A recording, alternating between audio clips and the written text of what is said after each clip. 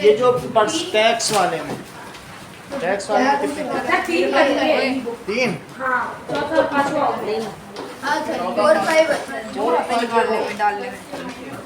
ये देखो ऑन है ना? हाँ ये सर तो हेयर ड्रायर खरीदा गया और वो कितने का था? सर 5400। देखो ₹5,400 इंक्लूडिंग वैट। इसमें वैल्यू एडेड टैक्स जुड़ा हुआ है, यानी ये जुड़ा हुआ है। और आपको पता क्या करना है?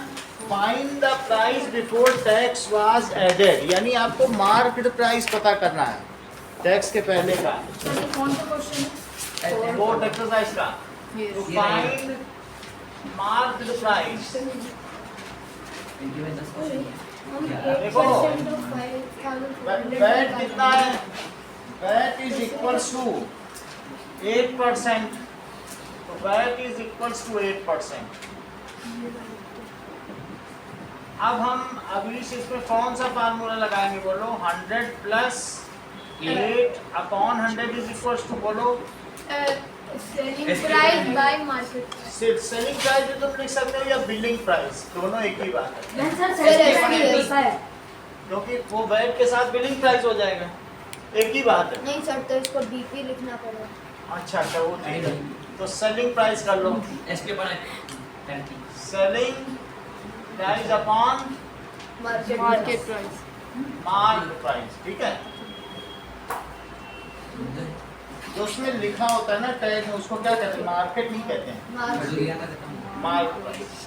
तो अनिकेत, अब हम इसमें क्या क्या वैल्यू रखें उधर बताओ।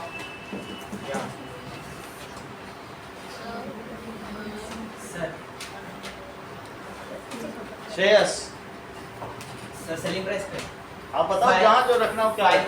5400 अपॉन एमपी। 5400 अपॉन एमपी, क्योंकि वो ये जो है वैट के साथ है तो ऊपर रखा जाएगा।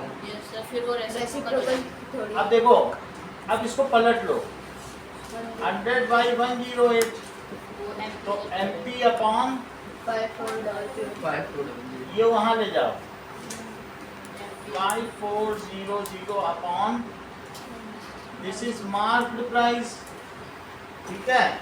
अब देखो 108 तो 18 3 6 से कर दो, बताओ 6 9 या 54 और 6 से इसको करो, लिख दी 6 1 is 6,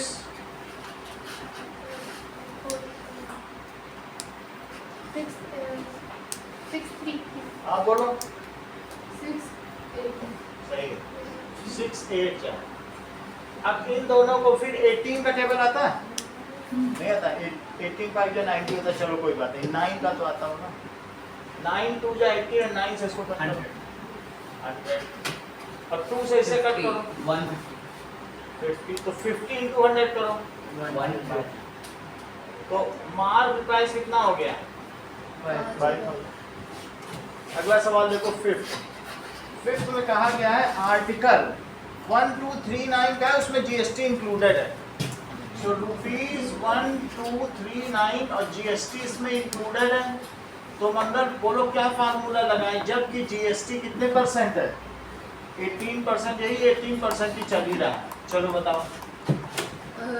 100 प्लस 18% बाय 100 हाँ, equals to SP by MP. Selling price by MP, तो बताइए कैसे रख लें?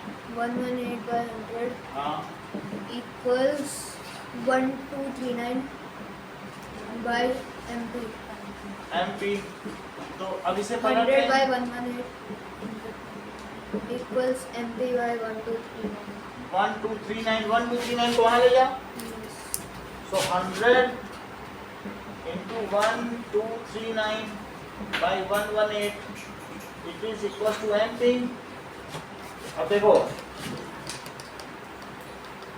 ये 2 8 2 10 हो गया, 54 करो पहले ये 50, अब 2 से कट करो 2 5 जा 10 और 2 9 जा 18 ये 59 हो गया। 59 से इसको सीधा काटो, बताओ 59 से 1 2 3 9, तो 59 2 जा कितना होता है? 5 2 या 10 दो ही बार में जाएगा। 118 सही कह रही हो, 118। अब बताओ कितना बचेगा, बताओ कैरी लेके बताओ। 50 तो कितनी बार जाएगा? 5 59 में जब 59 सही है तो बोलो 59 से, वैसे भी प्राइम नंबर है, कट नहीं सकता है, इसी से ही कटेगा। 59 किसी से नहीं जाएगा, तो इसे 59 से ही काटना पड़ेगा और आंसर कितना आएगा? 21 हाँ देख 1 कहाँ आएगा? 21 आ गया। 59 हो गया 59 और यहाँ कितना आया? 21 का 50 में मल्टीप्लाई करो, ऐसे करो आता होगा। So 1500 1050 1050, so that is marked price, जो marked price है is equals to 1050 रुपीज। तो वहाँ क्या लिखेंगे? marked price of hair dryer is 5000 rupees. यही तो सवाल करो फिर आगे बढ़ो।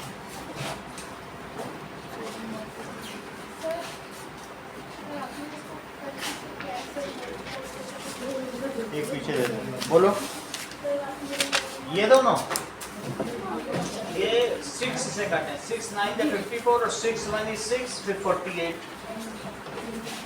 48 किससे कटेगा? 6 8 या 48।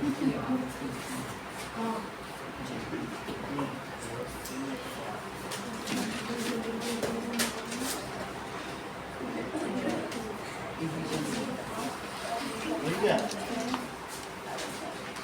रमेश को मिल गया? एक मिनट रुक जाओ।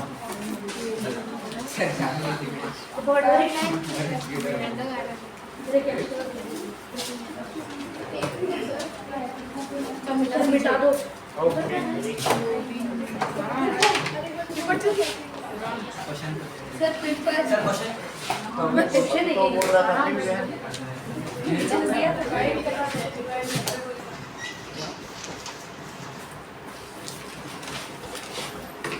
हो गया? 1 मिनट में मैं ले लूंगा।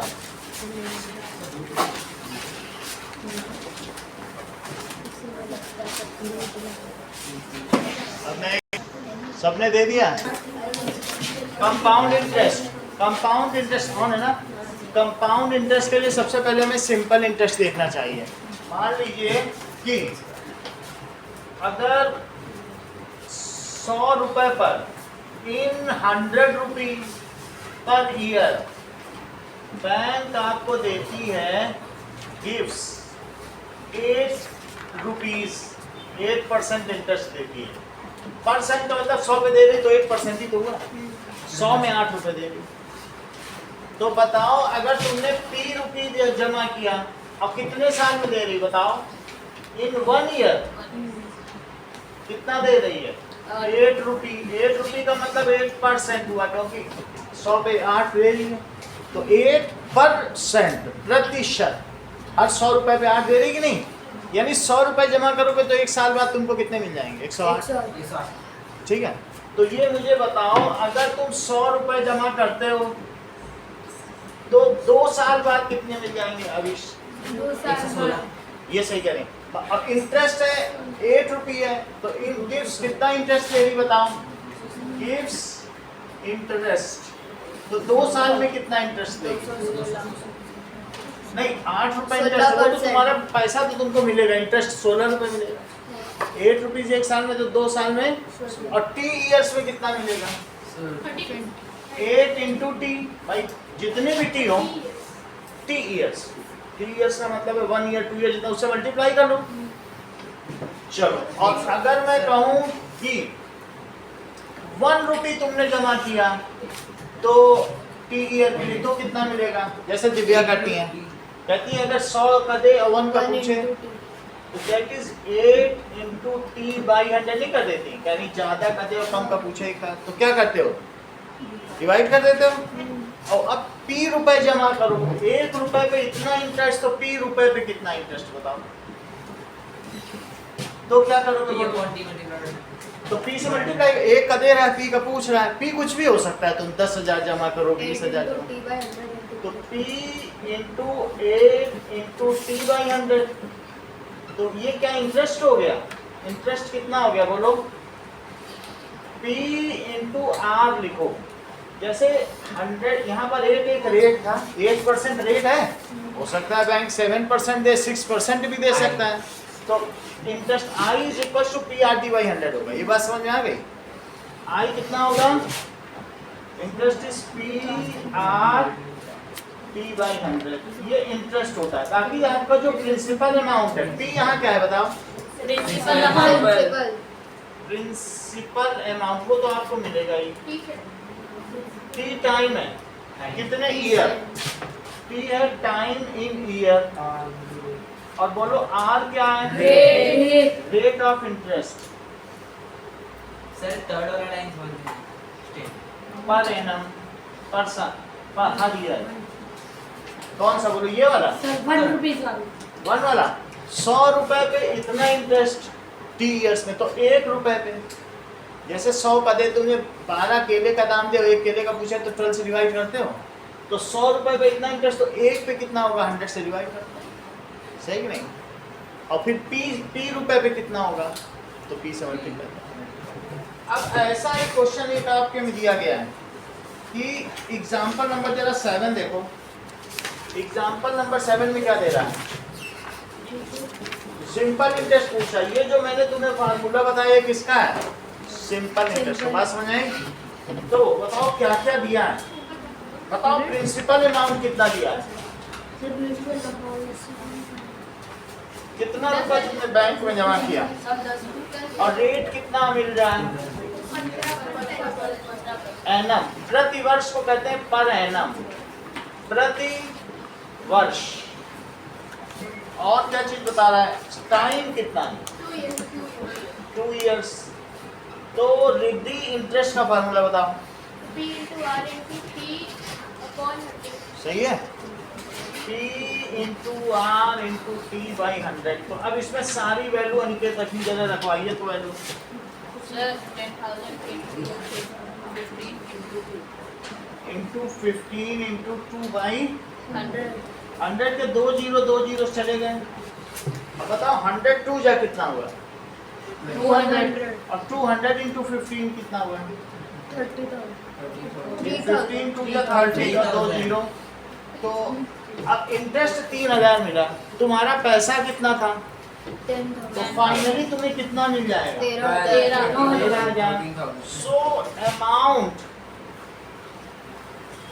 After 2 years, it is principal amount plus interest, principal amount तो 10,000 था, लेकिन बैंक ने उसमें 3,000 रुपए का इंटरेस्ट भी लगा दिया है, तो अब आपके पास 13,000 रुपए मिले,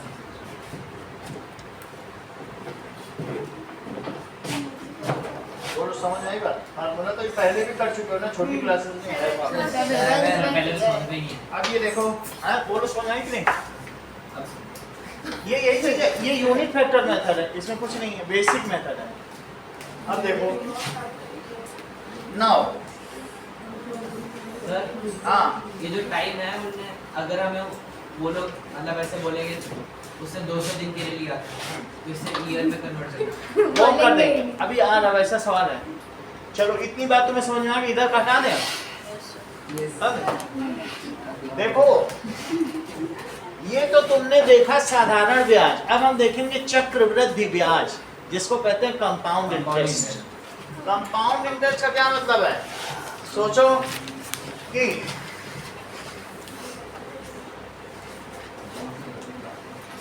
अगर आपने 20% इंटरेस्ट है, अब मैं देखने जा रहा हूं कंपाउंड इंटरेस्ट, 20% इंटरेस्ट ले रही हो, 100 रुपए तुमने जमा किए और 2 साल के लिए जमा किए, इतना तुमने किया है, बोलो समझ में आया, अभी 100 रुपए तुमने बैंक में 2 साल के लिए जमा किए, तो 1 साल बाद तुम्हें कितना मिलेगा? सिंपल सी बात बताओ।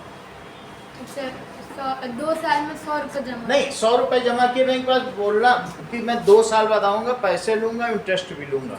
20% इंटरेस्ट। और उससे तुम ये कहना जब मेरे 1 साल बाद जितना पैसा बनेगा उस इंटरेस्ट पे भी तुम इंटरेस्ट देना, उसको कहते हैं कंपाउंड इंटरेस्ट। उससे क्या कहोगे? जो इंटरेस्ट 1 साल बाद बनेगा वो मेरे अकाउंट में जमा कर देना, वो 120 रुपए बनेगा कि नहीं? 20 रुपए से तुम क्या समझते हो? 20 रुपए 100 पे दे ही रहा है, तो आफ्टर 1 ईयर कितना पैसा बना बताओ? आफ्टर 1 ईयर 120 देखो 100 रुपए पे ही 20 रुपए देगा। 20% का क्या मतलब? जैसे मैंने 8% लिखा था, 100 पे था, तो अब कितना हो जाएगा? टोटल अमाउंट कितना हो जाएगा? 120 total amount it is equal to 120 rupees हो गया। अब तुम इसको बैंक से कह दो लाओ मुझे इंटरेस्ट दो मेरा 20 रुपए, और ये उसी में जमा कर लो। अब मैं 120 पे इंटरेस्ट लूंगा अगले साल। जो 20 रुपए उसने तुमको दिए ना, बोलो जब डालो मेरे अकाउंट में। अब तुम अगले साल 100 पे नहीं दोगे इंटरेस्ट, हमें कितने पे दोगे? 120 पे। जो 20 रुपए मुझे इंटरेस्ट मिला है, इंटरेस्ट पे भी जब इंटरेस्ट पाया जाए तो उसको क्या कहते हैं? कंपाउंड। तो अब जरा देखो सेकंड ईयर में क्या होगा बोलो? 120 सेकंड ईयर में लिखो PRT/100। 1 साल के लिए यही जमा कर दो, अपना इंटरेस्ट उसी में डाल लो, 100 रुपए प्लस इंटरेस्ट ये जमा कर दो। कह दो अब मेरा हो गया अकाउंट 120 रुपए। 1 साल बाद तुम्हारे पास कितने रुपए हो गए? 20 रुपए तो मिल गए ना तुमको। अब ये डालोगे और 1 साल के लिए और डालो, क्योंकि तुम्हें तो 2 ही साल का समय मिला। 1 साल तो उसने सीधा ब्याज दे दिया, 1 साल ब्याज पे भी ब्याज दो। तो अब 1 साल के लिए डाल दो। रेट कितना है? हाँ रेट देखो 1 साल पे तो तुमको ही मिल ही गया। अब उसको तुम पी की जगह डाल दो और बैंक से कह दो मुझे इस पे चाहिए इंटरेस्ट। तो जब इंटरेस्ट पे भी इंटरेस्ट पाया जाए तो उसको क्या कहते हैं? अब जरा इस जीरो को इस जीरो से कट करो और इस जीरो को इस जीरो से, कितना आया? 24 तो अब इंटरेस्ट कितना आ गया बोलो? 24 रुपीज। सही है। अब तुम्हारा अमाउंट कितना था? 120 रुपए। और कितना मिला? 20। अगर तुम ना जाते बैंक के पास तो वो फिर अगले साल फिर 20 पकड़ा देता और 4 रुपए, जो 4 रुपए और न देता उसकी खुद मलाई चाट खाता, तुमको न देता। अब जब तुमने उससे कहा कि 120 मुझे 20 पे भी चाहिए तो उसको और देना पड़ा ना। तो 4 रुपए का तुम्हें फायदा हुआ कि नहीं? नहीं तो सिर्फ 100 रुपए पड़ा रहता, हर साल 20 20 20 20 बढ़ रहा है जैसे वहां बढ़ रहा था। 2 साल में 15 15 करके बढ़ता रहा। लेकिन तुमने क्या किया? चालाकी, उस पैसे को भी डाला इंटरेस्ट में, ना इंटरेस्ट पे भी मुझे इंटरेस्ट है ना। तो अब तुम्हारे पास 120 रुपए थे, ये था प्रिंसिपल अमाउंट, और इंटरेस्ट कितना मिला 1 साल का? 24। तो अब कितना हो गया बोलो? 44। 144 हो गया। ये 2 साल के बाद अमाउंट है। बात समझ आई? फिर से समझो। अगर मैं तुमसे कहूं कि अमाउंट आफ्टर 2 ईयर, क्या बोलूं? तो तुम्हें प्रिंसिपल लिखना है और 1 + R/100 की पावर t। इससे भी निकाल सकते हो, ये सब करने की जरूरत ही नहीं। जरा देखें क्या वही आता है। कितना रुपए लेके गए थे बैंक में? 100 रुपए। इंटरेस्ट वो कितना दे रहा था? 20%। और कितने साल के लिए जमा किया? 2। ये कंपाउंड इंटरेस्ट का फार्मूला है। तो जरा देखो, ये मुझे बताओ कि 20/100 कितना होता है? जरा कट करो। 2/10 कितना होता है? 1/5। 1/5। और इसी पे स्क्वायर लगा दो, लिखो 100। इसका जरा एलसीएम तो लो। 5 यहाँ क्या आएगा? 5। और वहाँ 1। तो 5 + 1 तो 100। और ये क्या 6/5 हो गया? यस लेकिन सर। 6/5 2 बार लिखो। तो यस। स्क्वायर है एक 5 से जरा इसे कट करो, 5 से कट करो। 5 2 जा, 10। इस 5 से भी कट करो। 5 4 जा।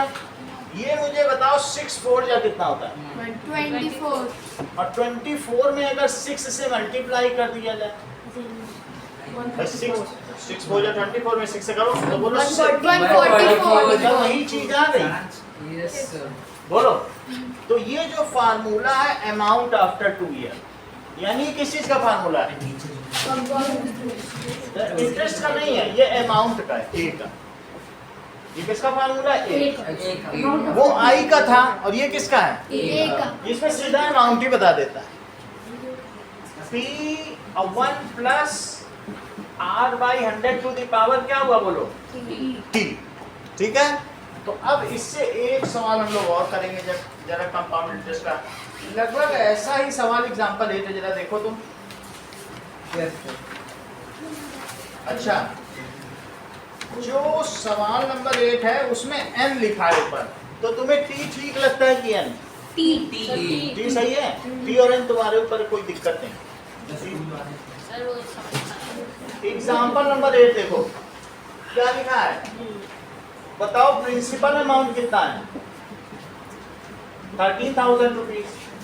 अब देख लो यहाँ पर 12,600, अच्छा ठीक ठीक 12,600 और 2 साल के लिए जमा किया और रेट कितना है 10% पर एनम। पर एनम का मतलब क्या होता है, हर साल, और टी है 2 ईयर। क्या मुझे आप बताएंगे यानी कि ए का क्या फार्मूला है, मतलब कंपाउंड मनी का, कंपाउंडेड मनी का A is equal to, sir 100 bracket में 1 प्लस हमको पता नहीं है, हम तो पूछ रहे हैं। प्री आंसू बोलो। P bracket 1 plus R by बोलो। Bracket 1 plus R on 100 power 2 gives us power t. हाँ सही, चलो, क्योंकि वो तो एक फार्मूला है ना। ये देखो, तो मुझे a इज इक्वल टू क्या लिख देना चाहिए, अभी क्या लिखे अपने पर के बाद पर एनम, हर साल, मतलब ये साल का है। हाफ ईयरली इंटरेस्ट भी कुछ बैंक देते हैं, तो इंडस लैंड बैंक वाला देता है, हम उससे, लेकिन इंडस इंड बैंक। तो ये देखो, अब इसमें मंगल वैल्यू फील करा जरा। A equals 12,600 by plus 1 plus 10 by 100 2 सही है। अब देखो ये है 12,600 और जरा यहाँ 100 लिख लो तो क्या हुआ बताओ, 100 लिखो, यहाँ क्या आएगा 100 प्लस 10 और इस पर स्क्वायर, तो 12,600 इंटू 110 बाई 100 और इंटू 100, 10 by एक जीरो से एक जीरो कटा, एक जीरो से एक जीरो कटा, सही है।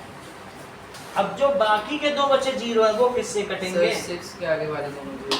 अच्छा ये हो गया 126 और 11 इंटू 11 क्या होता है, 121 देख लो 126 में अगर आप 121 का मल्टीप्लाई करो, पहले 1 से करो, 2 से करोगे तो इसका डबल हो जाएगा, यस सर 2 6 जा 12, 2 2 जा 4 और एक 5 2 1 जा, फिर 1 से करो, सेम आ गया 1 2 6 तो 6 4 6 6 12 5 1, तो कितना रुपए आ गया 15,246 246 रुपीस। तो देखो आंसर यही आ रहा है।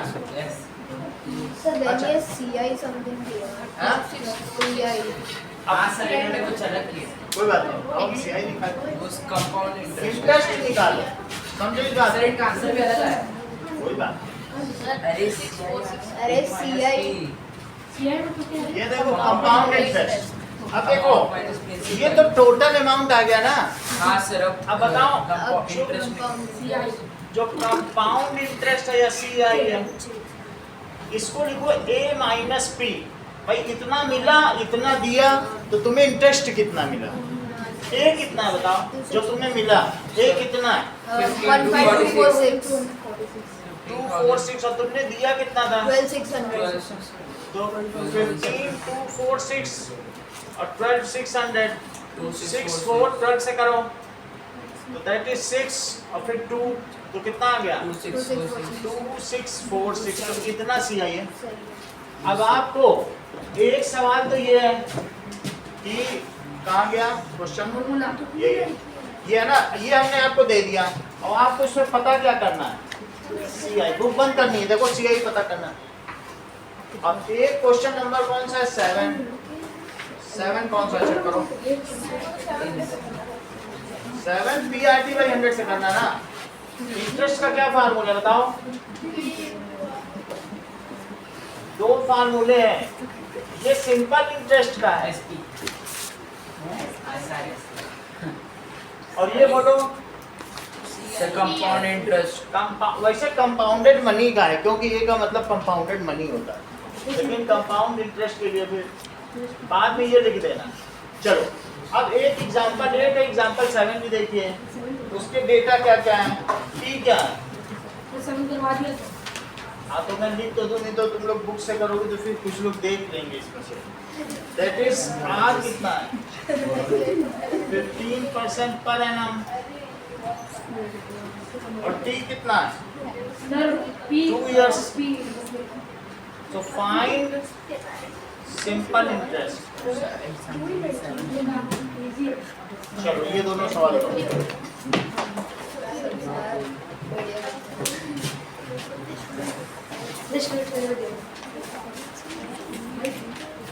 कह रहा है बताओ 1997 में पॉपुलेशन कितनी थी? ऑन कर दीजिए वीडियो। 1997 population it is 20,000। अच्छा अब पूछ रहा है इन 2000 पॉपुलेशन कितनी होगी? तो जो बच्चे पैदा होंगे क्या वे भी बच्चों को जन्म देंगे? तो ये कंपाउंड इंटरेस्ट का केस। जैसे कोई दही में बैक्टीरिया जमाओ, दही जमती तो बैक्टीरिया ही तो बढ़ते हैं, तो क्या जो बैक्टीरिया बढ़ेंगे उनसे भी बैक्टीरिया बढ़ेंगे? तो ये कंपाउंड इंटरेस्ट का केस है। बात समझ आ गई कि नहीं? कैसे पता चला कंपाउंड? कंपाउंड इंटरेस्ट का मतलब है जैसे जिसने बच्चे जो पैदा हुए उनकी भी शादी हुई, फिर उनके भी बच्चे हुए। तो ये रेट है, पॉपुलेशन ग्रोथ हमेशा कंपाउंडेड होती है। 3 साल में क्या होगा? 3 साल में जो भी हो, कई लोग ऐसे होंगे जो कईयों के, यानी इट इज हमेशा पॉपुलेशन ये नहीं है कि इतने ही लोग बढ़ाएंगे, जो पैदा हो रहे हैं उनसे भी पॉपुलेशन बढ़ेगी। तो anything it is a compounded population rate हमेशा कैसा होता है? कंपाउंडेड। ऑल पॉपुलेशन ग्रोज, जितनी भी पॉपुलेशन है सभी बच्चे पैदा करेंगी। तो इस तरीके से किसका केस हुआ? कंपाउंड। और बताओ 97 से 2000 तक कितने ईयर्स हुए? तो that is years, number of years it is 2000 और माइनस 1997 कितना हो गया? 3 ईयर्स। अब देखो पॉपुलेशन इन 2000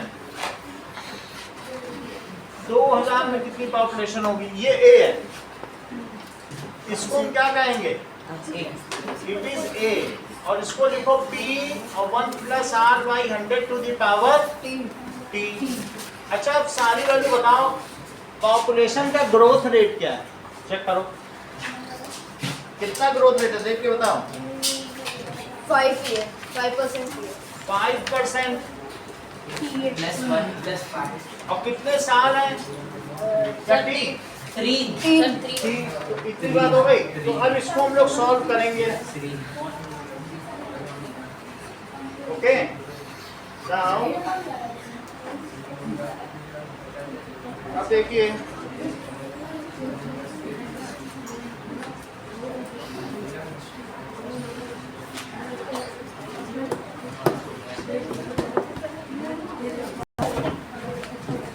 तो 20,000 और इसको कैसे लिखेंगे? इधर ध्यान दो। हाँ सर 100 है तो यहाँ क्या लिखें? या 100 और 5 है तो 5 और ये 3 है। तो अब ये देखो 20,000 into 105/100 100 5/100 5/100 into 100 और 105/100। चेक करो, 2 0 से 2 0 कटे क्या? 2 0 से इधर देखो, 2 0 से 2 0 कटे।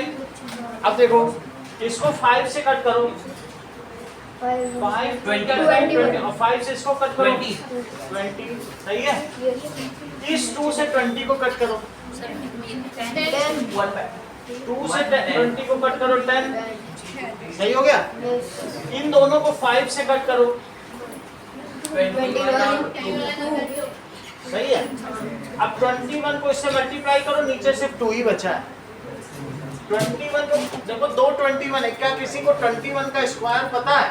441 तो 441 में 105 का मल्टीप्लाई करो, 2 से डिवाइड करो, तो 441 into 105 कितना होगा? 5 से करो, 5 1 is 5, 5 4 जा 20 और 5 4 जा 20, 0 से करो और 1 से करो, 4 4 1, तो 5 0 3 6 4 कितना आ गया? तो कितना आ गया? 46305 by 2, 2 से डिवाइड करो दिव्यांश, 2 से करो डिवाइड, 2 3 1 हाँ 5 5 2.5, ये न्यू पॉपुलेशन है, यानी 0.5 है तो इससे कोई मतलब नहीं है, उस आधा बच्चा तो पैदा हो नहीं सकता, इसलिए इसको एक बढ़ा देंगे 23153 है ना, कितना हो जाएगा? 23153 अप्रॉक्सीमेटली, ऐसे लिखिए, समझो, आप इधर उधर मत देखो। दैट इज 3 साल के बाद पॉपुलेशन जितनी थी 97, वो प्रिंसिपल अमाउंट हो गया, यानी शुरुआती पॉपुलेशन। पॉपुलेशन रेट कितना है? रेट ऑफ ग्रोथ 5% लिखा है ना क्वेश्चन, तुम्हारी तो बुक भी नहीं खुली है, और 3 इयर्स हो गए, इन सभी को लिख लिया, एलसीएम ले लिया, 3 बार लिख लिया, 2 0 2 0, क्या इन 2 2 जीरोस कट गए? ये दोनों को 5 से कट करो, 5 2 जा 10, 5 0 जा 0, 5 2 जा 10 1 कट गए 5 से, इसको कट करो 10 और 105 को 2 से, 5 2 जा 10, फिर यहाँ 20 बनाया, जैसे यहाँ 5 से कट करो, 21 into 21 कितना होता है? 441 और into 105 by 2 इनको मल्टीप्लाई कर देंगे। सर वो पता कैसे करें कि ये कंपाउंड इंटरेस्ट ऐसे निकालने की? कंपाउंड इंटरेस्ट जैसे पॉपुलेशन का ग्रोथ हो, बैक्टीरिया का ग्रोथ हो, इसमें जो बैक्टीरिया नए बनते हैं वो भी फिर से और बैक्टीरिया को जन्म देते हैं, इसलिए कोई भी जो ये भी हमारा एप्लीकेशन है, जितने भी एप्लीकेशन है वो सब कंपाउंड इंटरेस्ट के। बैंक में सिंपल इंटरेस्ट मिल सकता है, लेकिन जो पॉपुलेशन का बढ़ना है तो क्या होता है बताइए? हर जनरेशन बच्चों को जन्म दे रही है कि नहीं? कि जो नए बच्चे होंगे सब इटली की तरह तो नहीं, इटली में नए लोग करेंगे हम बच्चों को नहीं जन्म देंगे, पिछले 6 महीने वहाँ स्कूल बंद पड़े, कोई स्कूल में बच्चे ही नहीं, तो ऐसा तो सब जगह नहीं है ना, जो पॉपुलेशन नहीं वो तो जन्म देगी, तो इनका ग्रोथ हो या अगला सवाल जो तुम्हारी बुक का एक्सरसाइज का पहला सवाल है कि बैक्टीरिया का ग्रोथ, क्या वो भी कंपाउंड इंटरेस्ट का है? सब सारे ये सवाल किसके होंगे बोलो? मतलब अगर ये पॉपुलेशन या ऐसे बैक्टीरिया का ग्रोथ हुआ, बैक्टीरिया का, तो इसके अंदर सिर्फ कंपाउंड इंटरेस्ट लगता है। सब में कंपाउंड ग्रोथ करके वहाँ पे कंपाउंड। एक सवाल और देखो ना, अब जरा देखिए, जैसे पूछो हम फिर से बताएंगे, बताओ ये समझ में आया? चलिए सुनो, मान लो तुमने नई स्कूटर खरीदी तो तुम्हारा 5% हर साल डेप्रीशिएशन होगा, समझो 8% हो, जितना भी 5% डेप्रीशिएशन है, तो 100 रुपए की स्कूटर अगले साल 95 की ही मानी जाएगी, 95 की, फिर उस 95 का 5%। ये जैसे कंपाउंड इंटरेस्ट में चीजें प्लस होती है ना, और डेप्रीशिएशन में चीजों का अवमूल्यन होता है। मान लीजिए ये फैन है 2000 का है, तो अगले साल इसका 10% डेप्रीशिएशन हो जाएगा, 10% इसकी कीमत कम, फिर जितना बचा उसका 10%। तो जब डेप्रीशिएशन की बात आए, तुम कोई सामान खरीद रहे हो, बेचना चाहते हो, तो इसी फार्मूले में बस माइनस लगा देना। डेप्रीशिएशन तुम्हारे पास कोई चीज है तो हर साल क्या इस कोचिंग के फर्नीचर की कीमत 10% कम हो रही है, तो 10% कम हो जाएगी। वो पूछेगा किस साल में तुमने फर्नीचर लिया, उसका बिल दिखाओ, फिर उसको डेप्रीशिएट करके वो लेगा, जिसको भी हम बेचें ऐसे लेगा। बात समझ में आ गई कि नहीं? अब जरा देखिए, तो अगला सवाल क्या है बताओ? Example number 10। तो एग्जाम्पल नंबर 10 में फॉर डेप्रीशिएशन, तो जो फाइनल इसका जो प्राइस होगा बताओ वो 20 कितना होगा? 20 P1 माइनस, ये बात समझ में आई अविश? हाँ सर। डेप्रिसिएशन में यहाँ माइनस लग जाएगा कीमत में। अब इसमें सब वैल्यू रखाओ जरा 10 में। कितने की टीवी ली थी तुमने? सर टीवी ली मैंने 21,000। 21,000 की ली। अब बोलो कितना डेप्रिसिएशन है? 5%। 5% है। अब कितने समय बाद पूछ रहा है? एक तो 1 रख दो, बहुत आसान है। तो 21,000 और 100 रखा? Yes sir. 100 माइनस 5।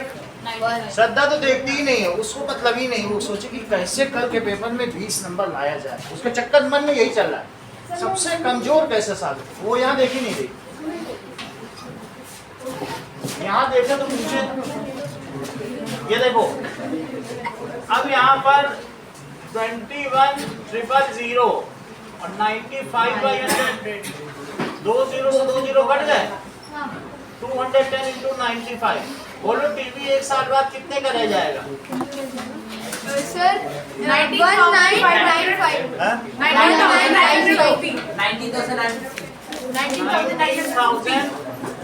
19,950 का रह जाएगा। बोलो बात समझ में आ गई? सर जब तक ब्रैकेट है तब तक तो पावर रहेगा ही ना। हाँ, जब तक ब्रैकेट है